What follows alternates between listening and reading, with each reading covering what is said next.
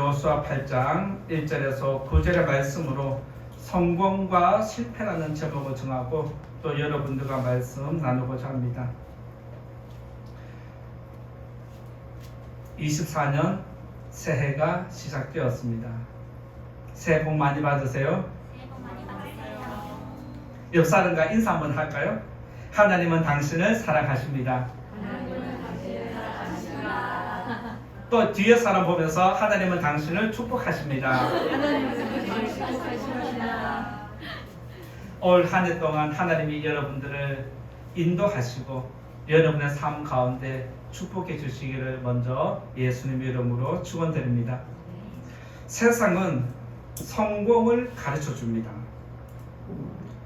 그리고 성공한 사람에게 주어지는 보상이 있다면 바로 우리가 잘 알고 있는 세상의 부귀 영화입니다. 그래서 세상에는 성공하려는 사람으로 가득히 채워져 있습니다.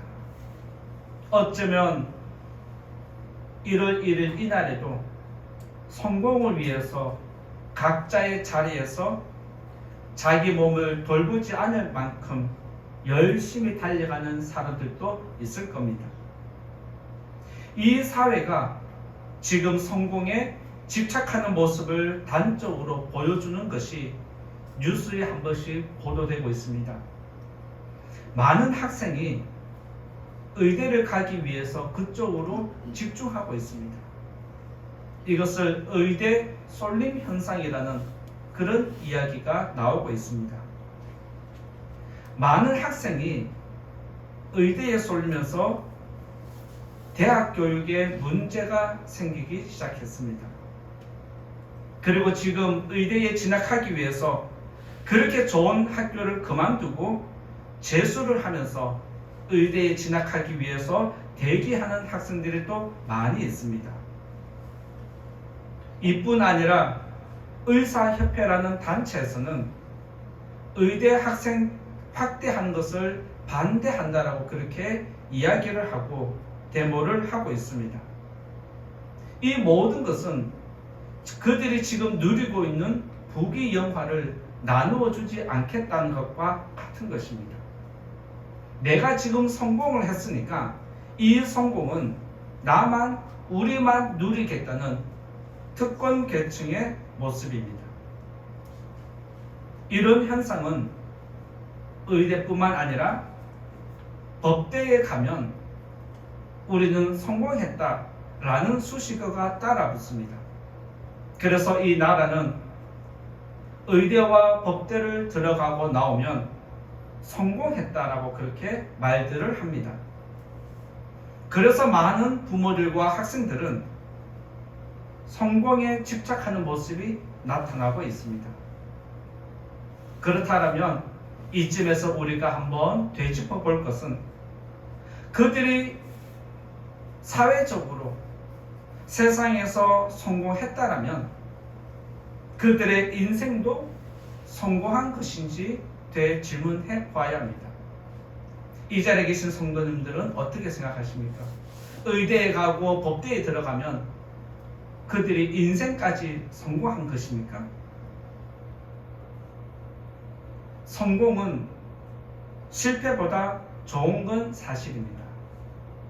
모든 사람들이 실패하는 것 원하는 것은 아닙니다. 그런데 모든 사람이 성공을 꿈꾸지만 모든 사람이 성공할 수 있는 것은 아닙니다. 세상은 모든 사람이 성공하도록 가만히 두지 않습니다.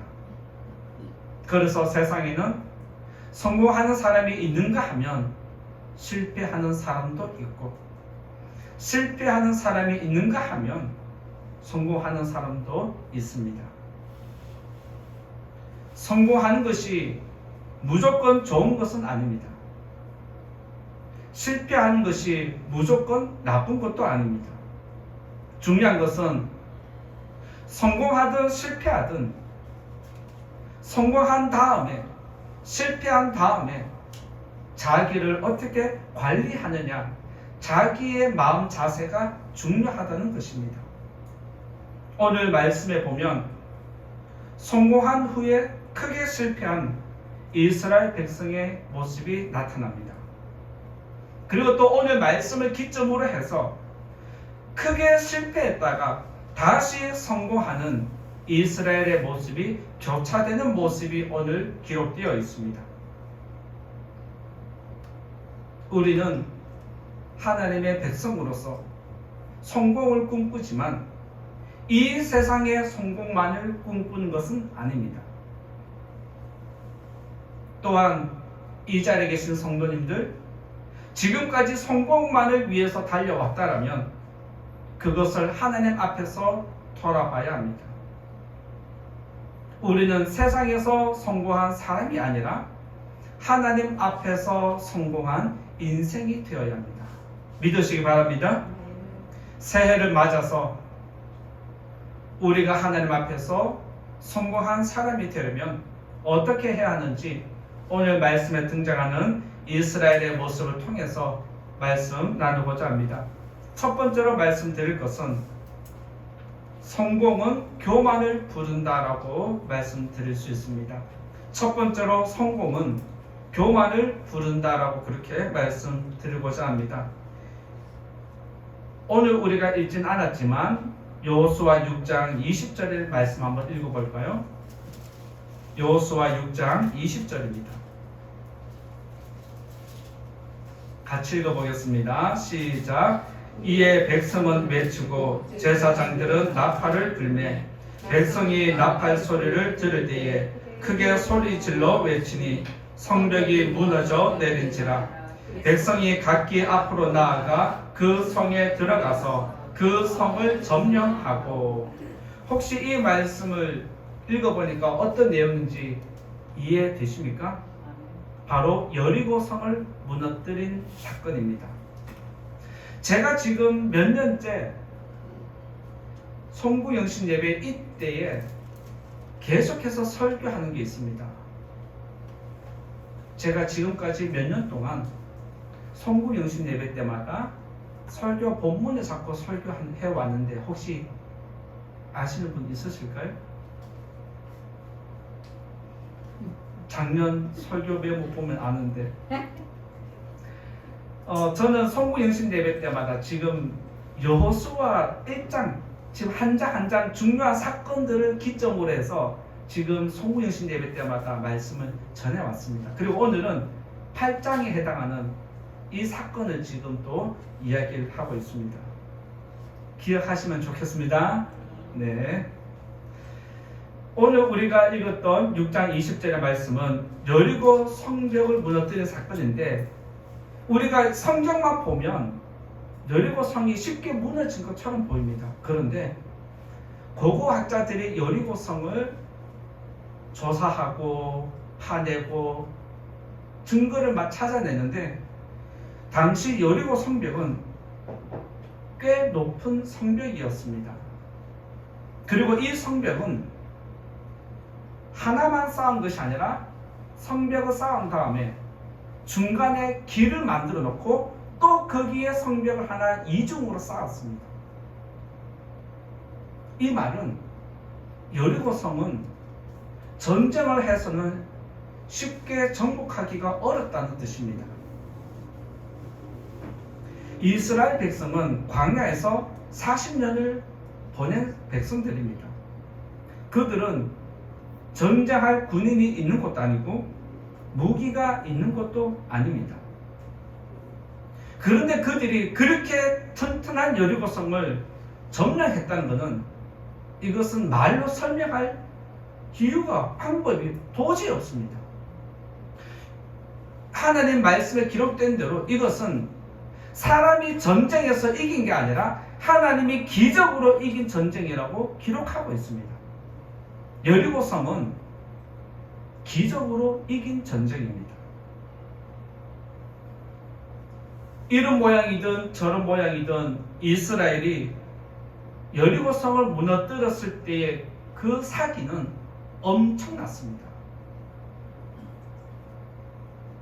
그리고 그렇게 행복하고 기분 좋게 다음 성을 점령하기 위해서 아이 성을 둘러보러 갔는데 여리고 성에 비해서 너무 초라한 성이었습니다. 저 성을 무너뜨리는 데는 3,000명만 가면은 충분히 무너뜨릴 수 있겠다라고 생각을 했습니다.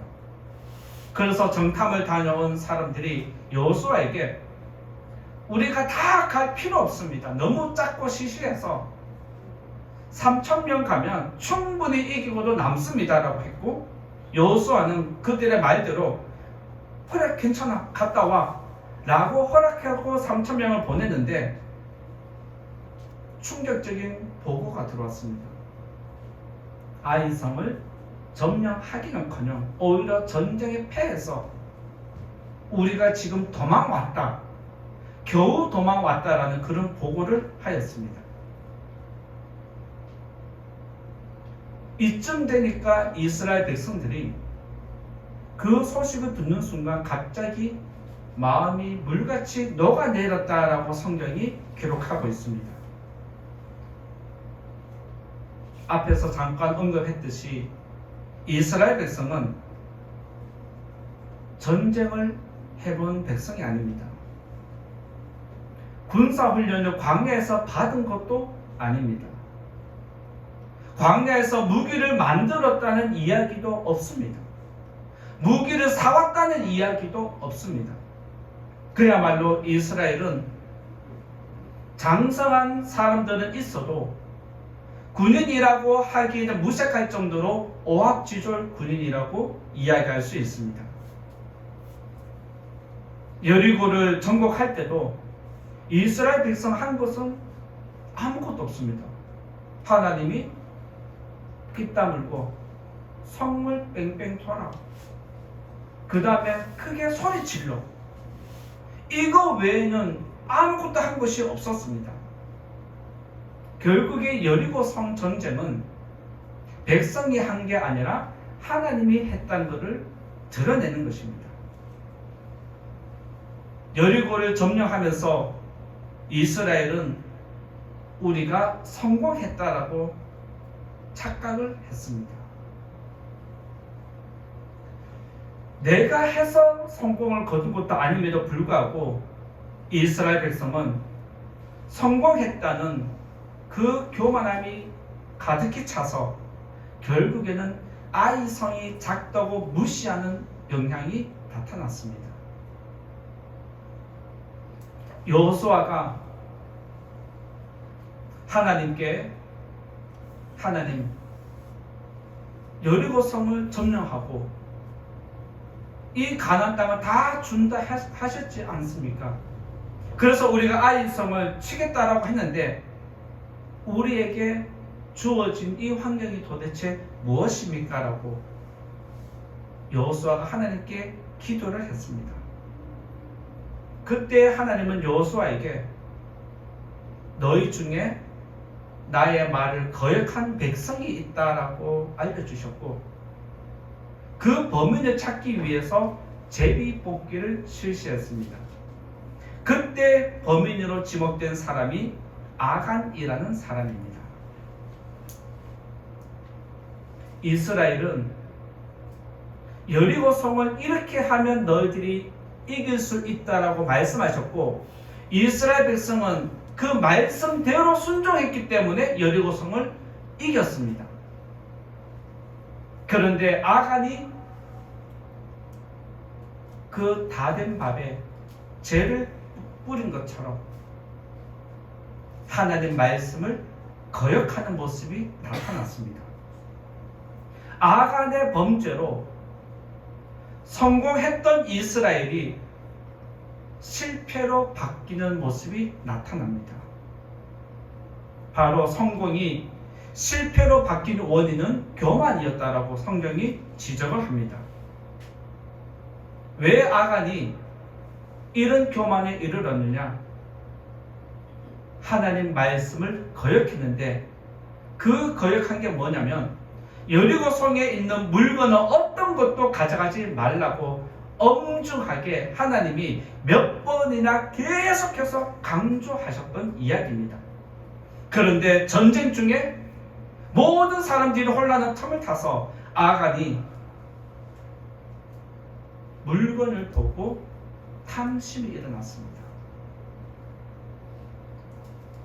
그래서 아간은 탐심이 들어가면서 하나님 말씀을 거역하는 모습이 나타났고, 그로 인해서 결국에는 성공이 실패로 바뀌었습니다. 사람에게 탐심이 일어나는 것은 세상을 바라보면 일어납니다. 저와 여러분들도 믿음 생활 하지만, 하나님을 섬긴다 하고 믿음이 최고라고 하지만, 세상의 많은 금은 보화들을 보면 나도 모르게 그쪽으로 마음이 끌리게 되어 있습니다.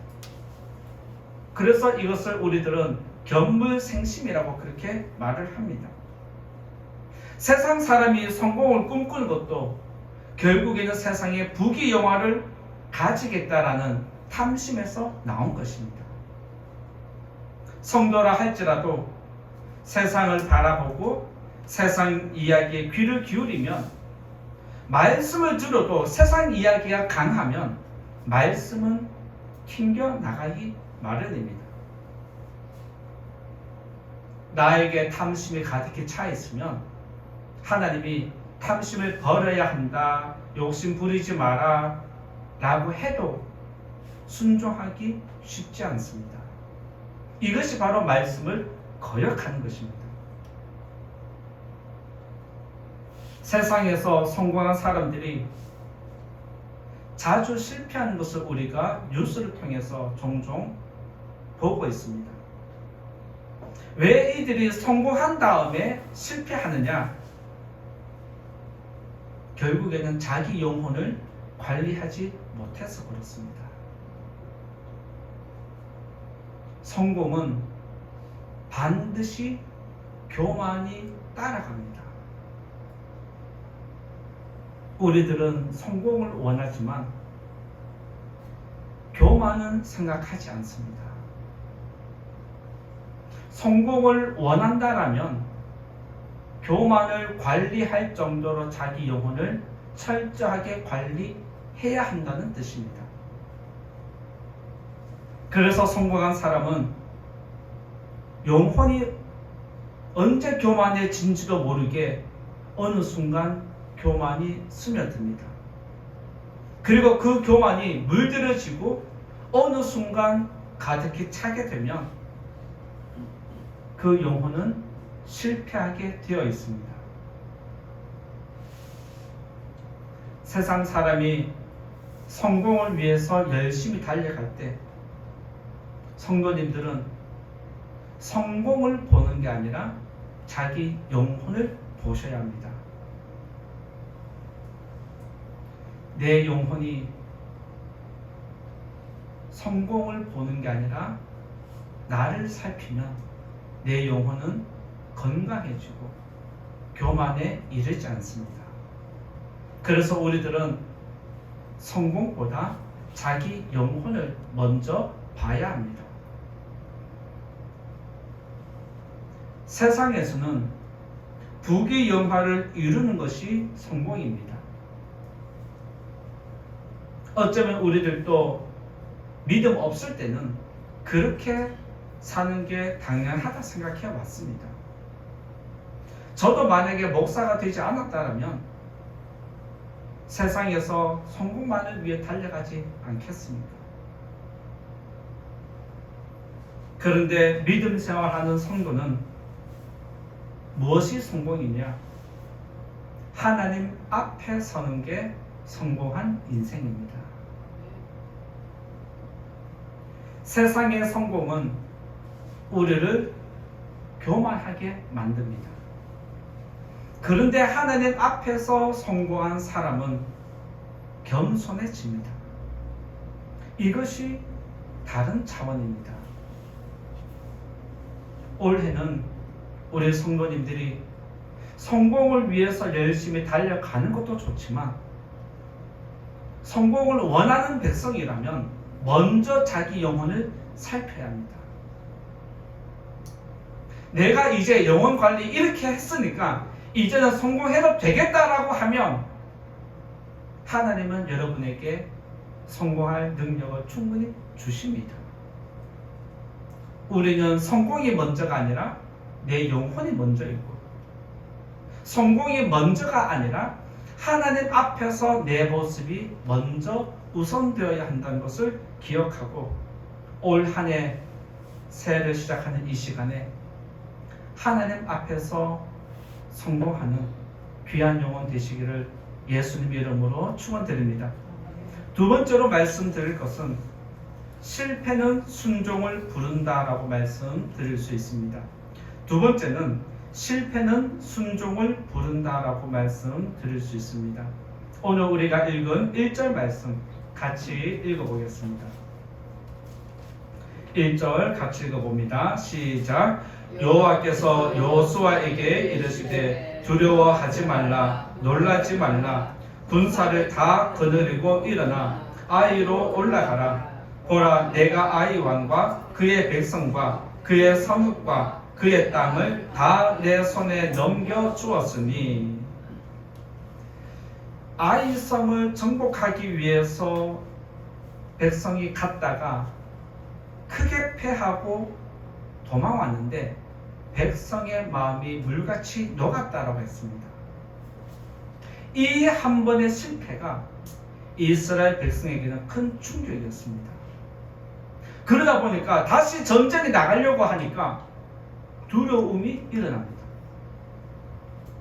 이번에도 아이성이 너무 강해서 실패하면 어떻게 하지라고 하는 그 두려움이 일어나서 섣불리 나서지 못하는 모습이 있었습니다. 그때 하나님은 여호수아에게 그들을 두려워하지 말고 놀라지 말라라고 다시 한번 여호수아의 연약한 마음을 붙잡아 주는 것을 볼 수 있습니다. 다시 일어나서 너가 해야 할 일을 하라는 것입니다.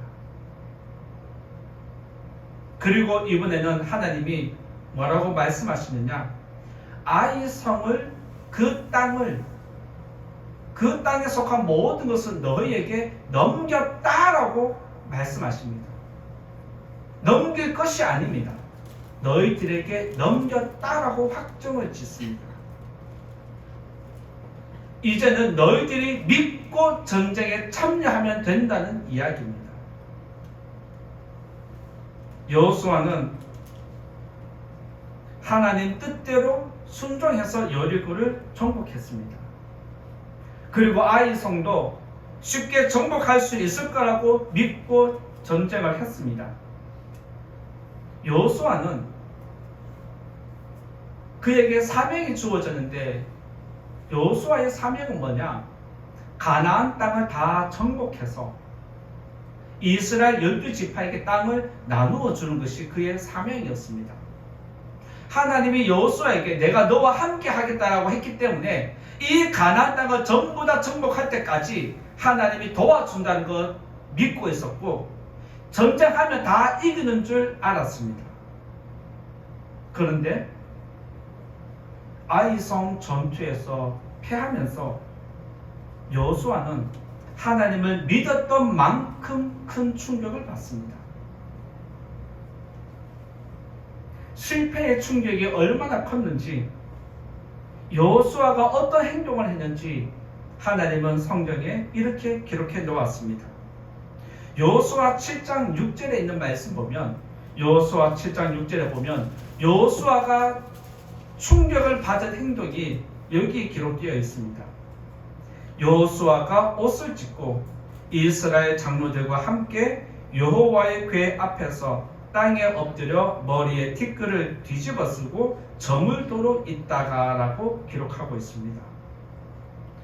여호수아와 장로들의 행동은 지금 이 상황이 죽을 만큼의 최악이라는 것을 이야기합니다. 여호수아와 이스라엘은 지금 최악의 상황에 직면했기 때문에 내가 할 수 있는 최대한의 몸부림을 치는 게 뭐냐? 자기 옷을 찢었다는 것입니다. 뿐만 아니라 머리에 티끌을 뒤집어 썼다라고 그렇게 표현을 하고 있습니다. 구약 성경에서 옷을 찢는 표현이 종종 한 번씩 등장합니다. 구약 성경에서 옷을 찢는 행동은 그의 마음이 갈갈이 찢어지는 고통을 이야기합니다. 내 마음이 몇 갈래로 찢어져서 너무 괴로운 그 마음을 표현하는 것이 옷을 찢는 행동입니다. 그리고 머리에 티끌을 뒤집어 쓰는 것은 이런 고통을 당할 바에는 차라리 내가 죽는 게 낫다라는 표현이 자기 머리에 티끌을 뿌리는 것입니다. 그러면 자기 머리에 왜 티끌을 뿌리느냐? 사람은 흙으로 창조되었습니다. 그리고 사람은 죽으면 흙으로 돌아갑니다. 그 흙이 티끌입니다. 여호수아와 장로들이 자기 옷을 찢고 티끌을 자기 머리 위에 뒤집어 썼다는 것은 차라리 내가 죽어서 무덤에 들어가는 게 더 낫다라는 표현을 하는 것입니다. 이것을 조금 더 적나라하게 표현하면 하나님, 내가 차라리 죽는 게 낫겠습니다. 나를 죽여주십시오. 이런 간절한 몸부림을 여호수아가 표현을 했습니다. 이런 그들의 겸손한 모습을 보고 하나님은 너희들이 지금 실패를 경험했지만 다시 성공할 수 있는 길을 열어주겠다는 게 오늘 우리가 읽은 말씀입니다. 너희들이 비록 실패했지만 내가 다시 너희들에게 새로운 길을 열어주겠다. 다시 성공할 수 있도록 해주겠다는 게 하나님의 약속입니다. 그래서 이스라엘과 여호수아는 실패를 통해서 순종하는 법을 배웠습니다.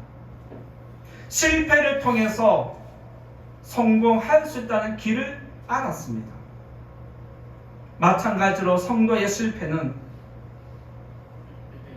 여호수아처럼 육적인 고통이 따르겠지만 영적으로는 하나님을 만나는 좋은 기회입니다. 교만하면 하나님을 찾지 않습니다. 그 교만을 하나님이 치면, 꺾으면 고통스럽지만 영적으로는 하나님을 만나게 됩니다. 이것이 성도에게 복인 줄 믿으시기 바랍니다. 영적으로는 하나님을 만나는 것이고 또 하나님을 만나면 하나님은 반드시 새로운 길을 열어주십니다. 믿으시기 바랍니다. 하나님은 성도들이 실패했다고 인생 끝났다 말하지 않습니다. 하나님의 백성이 실패했다 할지라도 하나님 앞에 나와서 도와달라고 기도하면, 겸손하게 엎드리면, 말씀에 순종하는 법을 배우면 내가 너희들에게 새로운 길을 열어주겠다는 게 하나님의 약속입니다.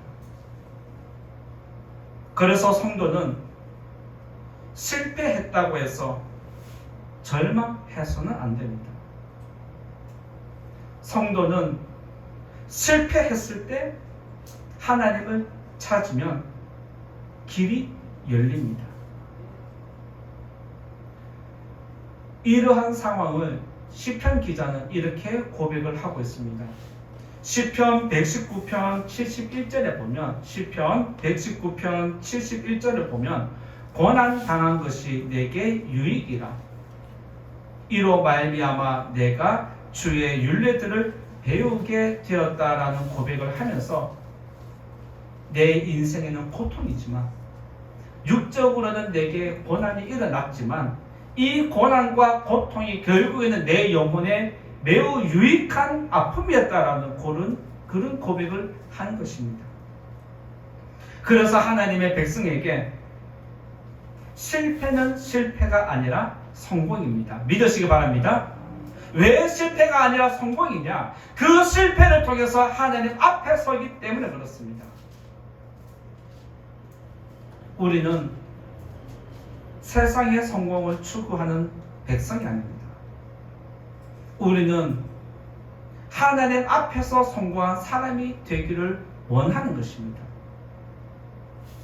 우리가 하나님 앞에서 성공하기를 원한다면 하나님 앞에 나아가는 것입니다. 새해를 시작하는 성도님들, 올 한 해 성공을 바라보는 게 아니라 자기 영혼을 살핀다라고 말씀드렸고, 지금은 내가 실패해도 절망의 상황이라 할지라도 우리들은 예수님이 있습니다. 내 영혼이 절망에 빠진다 싶으면 어느 순간 예수라는 반석이 딱 받치고 있습니다. 그래서 우리들은 절대로 절망으로 수렁으로 빠지지 않습니다. 그래서 우리들은 실패가 아니라 예수라는 반석을 확인하고 예수라는 반석에 서서 하나님을 예배합니다. 그래서 성도에게는 실패가 아니라 성공입니다. 믿으시기 바랍니다. 이제 결론의 말씀 드리고자 합니다. 사람들은 세상에서 성공하면 성공한 인생이라 부릅니다. 저 사람 성공했네. 저 사람 뭐 하더니 성공했네. 그러면서 우리들은 어느 순간 부러움이 살짝 들어갑니다. 이것은 우리가 세상의 부귀영화를 담았다는 증거이기도 합니다. 올 한 해 우리는 세상의 성공이 아니라 하나님 앞에 서는 성공한 인생이 되기를 원합니다. 그리고 성공보다 더 중요한 것은 자기 영혼을 관리하는 것입니다. 자기 영혼을 관리하지 못하면 성공은 독이 됩니다. 세상에는 이러한 이야기를 승자의 저주라는 단어로 표현을 하고 있습니다.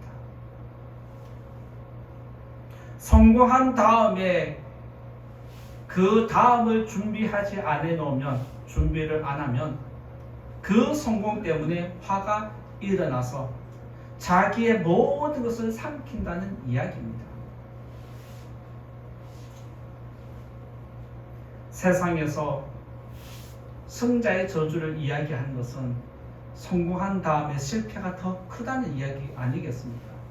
마찬가지로 우리의 믿음 생활에도 내 영혼을 관리하지 않으면 성공한 다음에 오는 유혹은 더 강력한 법입니다. 그게 교만입니다. 성공해서 하나님을 떠나는 것보다 실패해서 하나님 앞에 서는 영혼이 더 성공한 인생인 줄 믿으시기 바랍니다. 성도에게 실패는 성공입니다. 그리고 성공으로 가는 또 다른 길입니다. 이 사실을 꼭 기억하고 올 한 해 여러분들이 하고자 했는데 실패하고 안 되고 무너지는 게 있다면 하나님 앞에 서면 됩니다. 하나님 앞에 서서 다시 한번 하나님 나에게 구원의 길을 열어달라고 하나님을 의지하는 귀한 영혼 되시기를 예수님 이름으로 축원드립니다. 말씀을 생각하면서 같이 기도하면 좋겠습니다.